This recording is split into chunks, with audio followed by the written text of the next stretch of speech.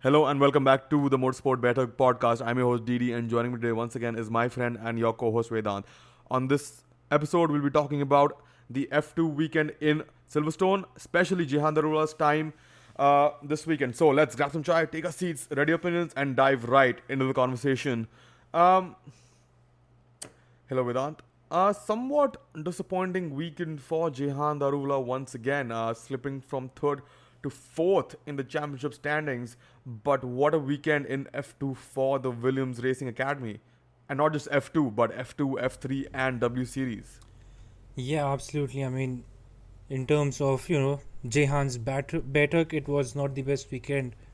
But I think it was, as you said, all three Williams, like, all three pole positions went to a Williams Academy driver.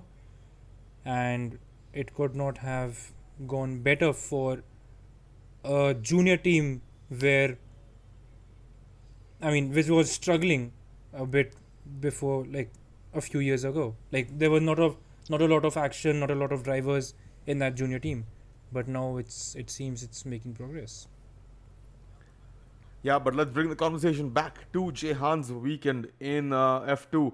Um, the sprint race started on pole for the sprint race, but really couldn't, make it work for himself. It seemed he was really struggling on his wet tires, and similarly, really couldn't make things work for him. Couldn't make up a lot of places during the feature race. So it seemed both Jehan and Dennis had similar issues. Um, but again, I think something that came under fire this weekend was Prema's strategy with Jehan's qualifying.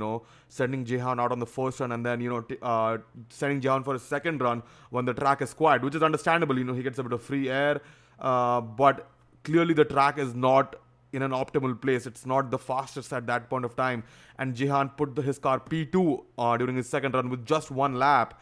And then, whereas others were doing two or maybe even three laps, Jehan only did one lap on both of his tires, both of his sets of tires, and was not on track during the closing stages and slipped to P10, which is crazy.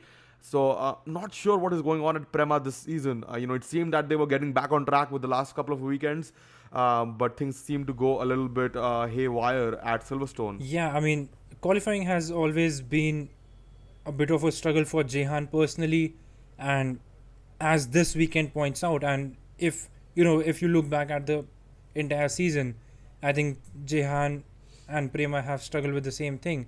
So qualifying has not been their strongest, and it goes down to their strategy, because even in Silverstone and weekends ago, he puts it in top 5, and then falls behind after other people make up more laps. And when you look at it, the more laps you do in Formula 2 qualifying, the better the chances are that you'll get on top, because the later you do a lap, the better track conditions you will typically get. And even if the track is in even if your lap is in bit of a traffic, I think it's better to do a third lap, or a lap at the end, to just take full advantage of a more rubbered in track. But clearly, uh, Prema didn't see that this weekend. There have been moments in time when the middle part of the section, drivers who put in laps in the middle part of the session, take pole, and which is fine. You want to attempt that, do that. But I think that last part is equally important, which clearly Prema don't seem fit.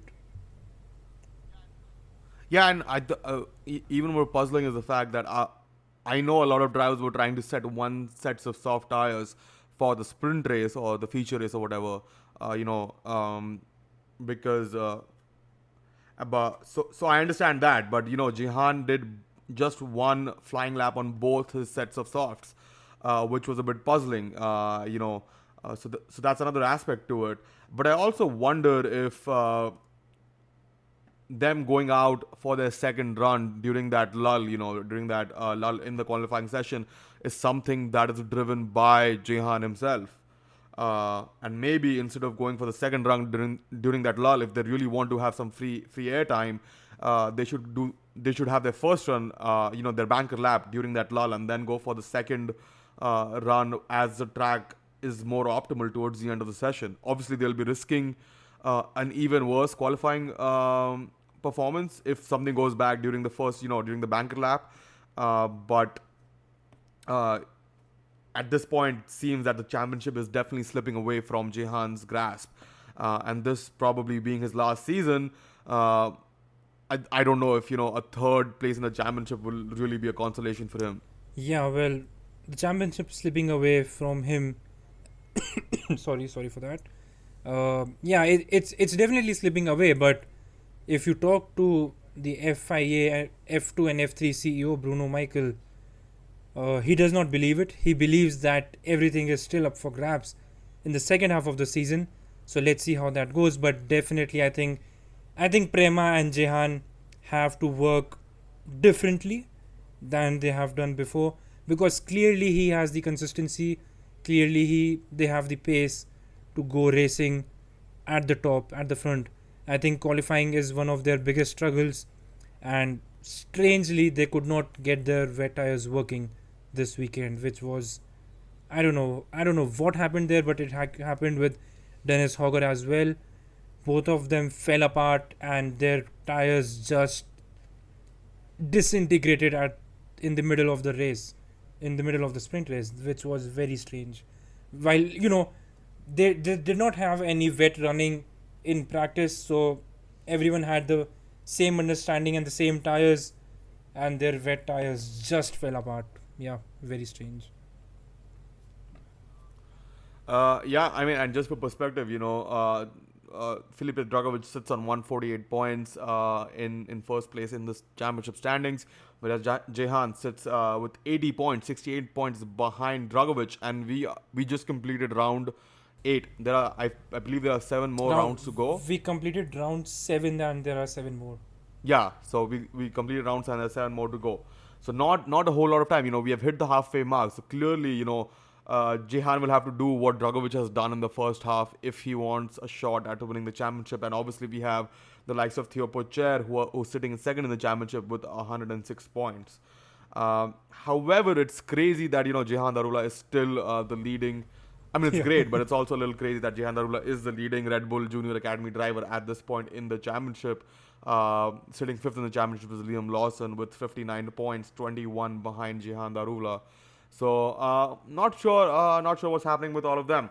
But let's talk about Logan Sargent. The only thing missing from Logan Sargent's CV, the only American driver in the European circuit at this point in time, was an F2 pole, a feature pole, and an F2 win, and he's got them both. And now he's won across categories in all the championships, and he's clearly a force to reckon with.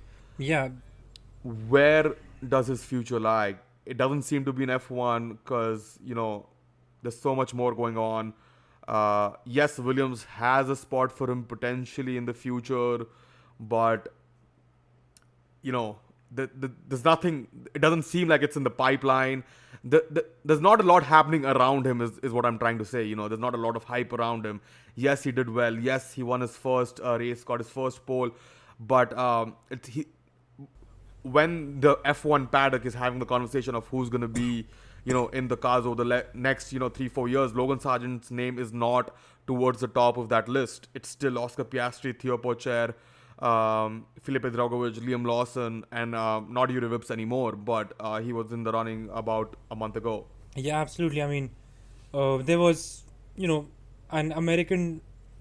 So if they had to get an American driver into any of the teams, Colton Herta appears to be the top name, but I think Logan Sargent, with his European racing background and his Formula 2, I think he'll probably race another season in Formula 2 next season, because where else will he go at this point in his time in his career, right? But if Williams don't have a seat for him, or if a potential Andretti entry or a potential Works Audi entry don't have a seat for him, I don't think there's much point, there's much conversation about where he'll go. We'll be talking about drivers like Nick De Vries, who wins Formula 2 and goes to Formula E, and Alex Albon went to Formula E at first, but then returned to Formula 1 when Red Bull called him.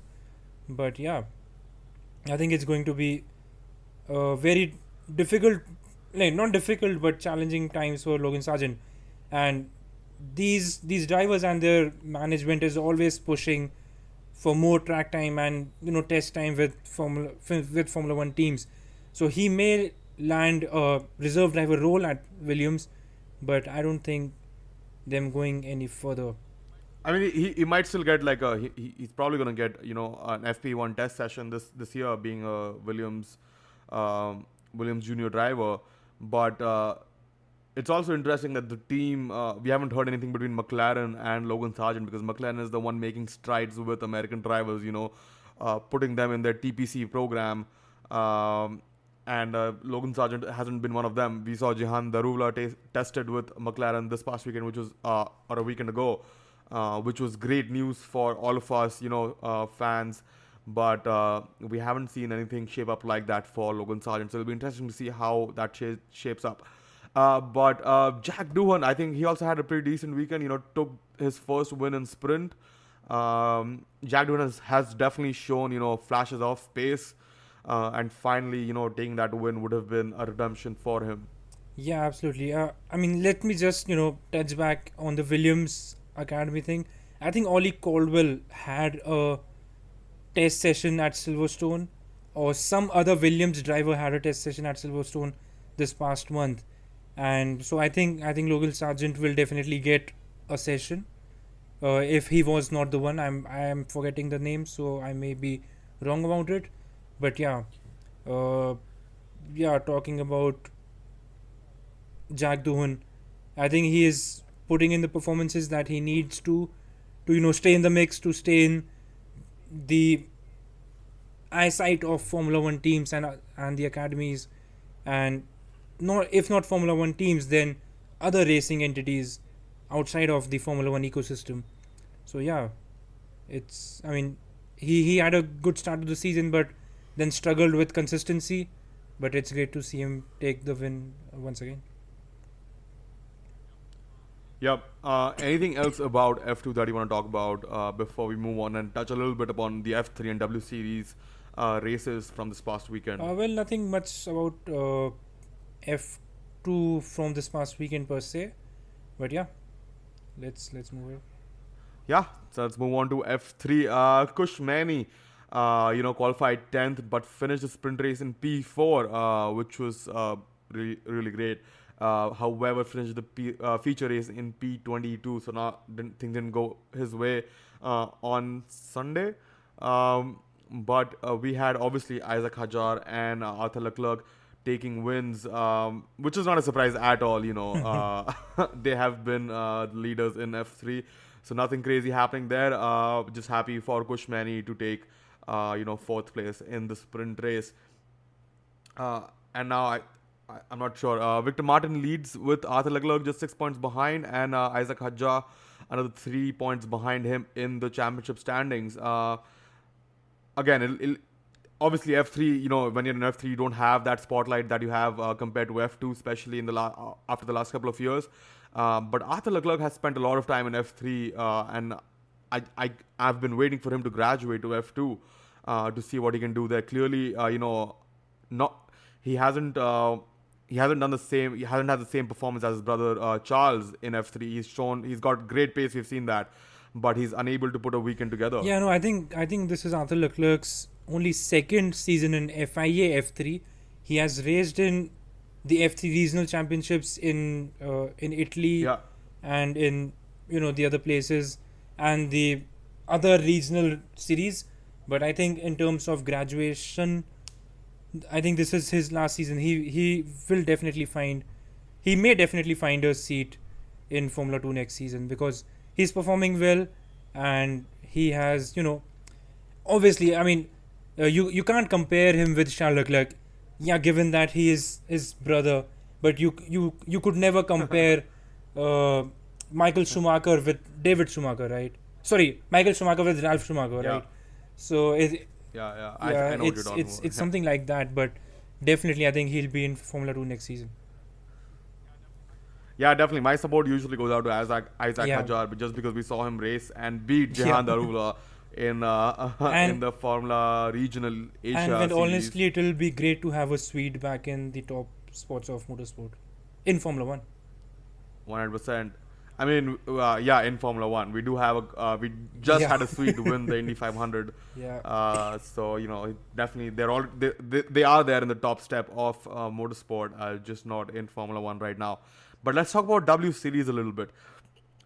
Why is Jamie Chadwick still racing in W Series? Okay, last year it was close. The first year there was some competition.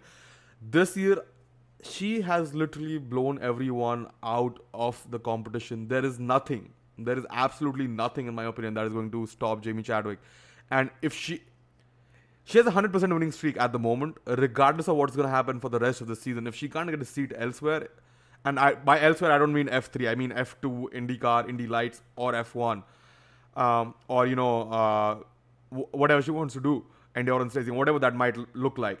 This is just sad for the motorsport community. If you can't, provide an opportunity for, I don't want to say the best, you know, arguably the best female motorsport personality that there is. Where is the sport even moving with everything that we are doing, with diversity and inclusion, all these programs and all these conversations we are having, we races one, everything. yeah, And we still can't provide a seat to the best female motorsport personality on earth. So I'm not sure what we are doing in this community. I'm really not sure. yeah. I mean, it is definitely very strange. Uh, I think Jamie Chadwick is just racing in Formula E to. I mean, I don't know if that's true or not, but it seems as though she's just racing in W Series, sorry, to just rack up the wins and rack up the championships and be the best there is. But I mean, I don't see any active conversation that she's trying to get a seat in Indy. I mean, we know that she may be trying to get a seat in Formula 3 and Formula 2 because that is the structured ladder. But we don't see any talk about Indy Lights or for IndyCar. We don't see any conversation about a full-time VEX seat, and even a DTM seat for that matter, right? She's racing in.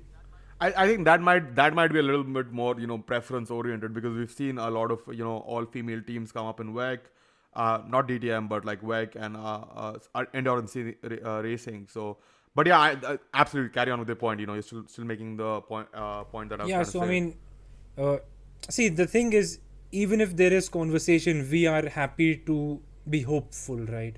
If there is conversation, we are happy to believe the best. But I don't see any conversation. I don't see any rumors even. So I don't know where this is going. And I wrote down in my notes, if this continues, Jamie Chadwick will be a 10-time W Series champion and would not have even raced a Formula And 3 car. three-time No, W no, Series I'm champion. saying she'll win the W Series this season Oh, if if this this continues. If this okay. continues, Yeah. Okay. So Yeah. Yeah. Sorry. Got it. yeah, Yeah. I mean, and I think for that matter, W Series, and we have talked about this over and over and over again, that W Series should sponsor a seat for the champion in a different higher series, and if not W Series, maybe Williams should do something because she's a Williams academy driver and a reserve driver. And if Williams can't do anything, maybe they both of like W Series and Williams together should do something or Yeah. something. This is now growing. I mean, This yeah, is this is just painful. painful. Absolutely. Imagine the outrage that there has been for Oscar Piastri after just winning one championship to not get a seat in F1, and this woman here, Jamie Chadwick, has won. Let's say she's won 3 W Yeah. Series championships, right? Let's just say there's no one else who's going to be competing for it, hopefully. So she's won 3 W Series championship, and there is nothing. Nothing. Obviously, there was some outrage when Jamie Chadwick enrolled back into the W Series early in the year, but again, it's kind of died down. It's gotten lost with everything that has been going on across the world. But come on, this got to be something these people can do. if you're telling me there's nothing these people can do, I'd say, Well, it I don't seems know. that way because okay, let alone Jamie Chadwick, right? There has been not been a lot of conversation about W Series as a whole. There's not been a lot of conversation Yeah, about any programs or anything that W Series is running. Yes, we have some in the form of uh, branded teams like the the Jenner Racing and the Puma Racing and all these stuff, but we still don't have enough conversation and enough support for these drivers. In fact, if you look at it, the female drivers who are racing in non full female championships, say Sofia Flores in DTM, say Tatiana Calderon and Simona Di Silvestro in IndyCar, they have a much bigger fan base. They are getting much better following, and they are getting much better opportunities to race in good condition, to race against the best drivers in the world, right? And right here in W Series, a champion, the as you rightly said, the hottest name in female motorsports is not getting anything uh, for the next season after dominating W Series. yeah, definitely a question for Jamie. Yeah, I would just like to listen, like, like to hear what Jamie Chadwick has to say about this. Obviously I'll be at F1 Austin, and if I get a chance to meet her, I will ask her that, what will it take for you to be able to drive an F2 championship car across the season, and see what she has to say. Because yeah, just it's no one Yeah, knows what's yeah. going on. That is the truth. At least we don't know what's going on, and social media hasn't told us anything much either. So yeah, who knows? But that's really all from Yeah, my well, side, Vedant. that's What it. I about you? think we are heading to Austria, which is always a great venue for Formula 2 racing. Formula 3 is not going there, and I don't think W Series is going there as well. Maybe, but let's see how that goes in for Formula 2. But yeah, that's all. Yep, we'll see what happens there. Hopefully, Jehan will have 2 wins under his belt after another 2 wins under his belt after Austria. So fingers crossed. But yeah, thank you, Vedant, for joining me once again. It's been a pleasure talking to you. And as always, we'll catch you on the next one.